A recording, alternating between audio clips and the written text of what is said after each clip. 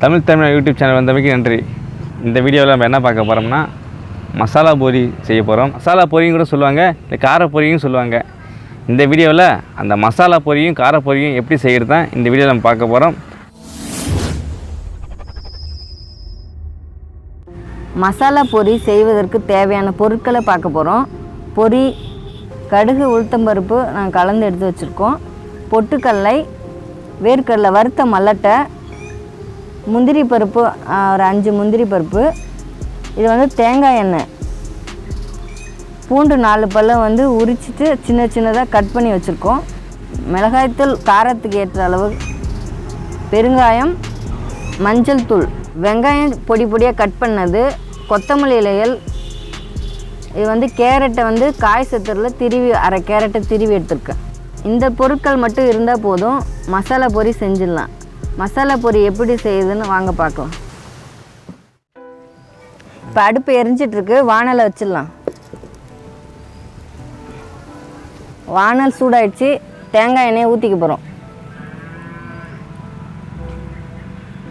இது தேங்காய் எண்ணெயில் செஞ்சால் தான் ரொம்ப டேஸ்ட்டாக இருக்கும்.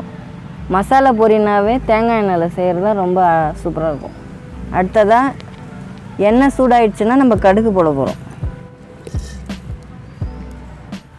கடுகு பொரிஞ்சிச்சு. அடுத்ததாக கட் பண்ண பூண்டை சேர்த்துக்க போகிறோம். பூண்டு நல்லா வறுபடணும், அதனால தான் பொடியாக கொஞ்சம் கட் பண்ணி போட்டிருக்கேன். பச்சையாக இருக்கிறதுனால கொஞ்சம் இந்த மாதிரி எண்ணெயிலே முருகல் ஆனால் தான் கொஞ்சம் டேஸ்ட்டாக இருக்கும். அடுத்ததாக கருவேப்பிலை சேர்த்துக்க போகிறோம். இதை நான் சொல்ல மறந்துட்டேன், அதனால் இப்போ போட்டுக்கிறேன். பூண்டு போட்டதுக்கப்புறம் கருவேப்பிலையை தான் போடணும். அதுக்கப்புறமா வேர்க்கடலை, எல்லாமே லைட்டாக தான் ஒரு 2-3 கிண்டுனதும் போட்டுடணும். அடுத்ததாக பொட்டுக்கடலை,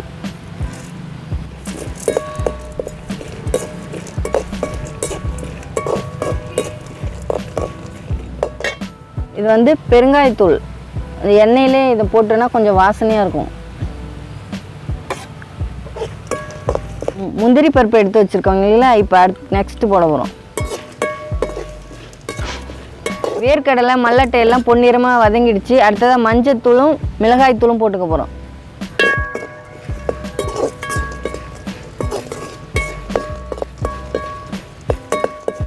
பொரி சேர்த்துக்க போகிறோம். உங்களுக்கு தேவையான அளவுக்கு பொரி சேர்த்துக்கோங்க. நாங்கள் 1 கிண்ணி சேர்த்துருக்கோம் பொரியை.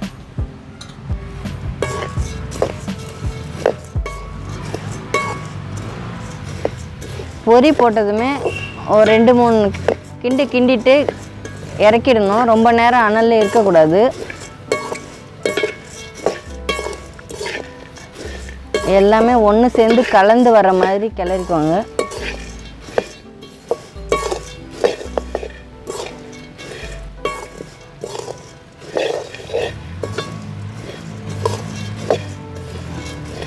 அவ்வளோதான். இந்த ஸ்டேஜில் நம்ம இறக்கிக்க போகிறோம். மசாலா பொரி ரெடி ஆயிடுச்சு. நம்ம இப்போ இறக்கிக்க போகிறோம். மசாலா பொரியை இப்போ ஒரு பிளேட்டில் மாற்றிக்கலாம்.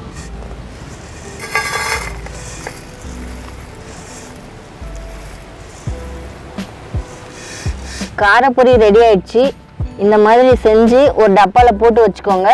இப்போ சாப்பிட்றதுக்கு தேவையானது மட்டும் நம்ம கட் பண்ண வெங்காயம், கேரட்டு, கொத்தமல்லி இலைகளை மேலே தூவிக்க போகிறோம்.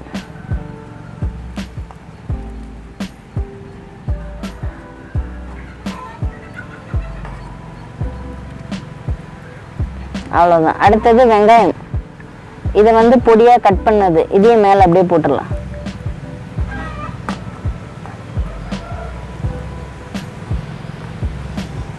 அடுத்ததாக கொத்தமல்லி இலைகள்,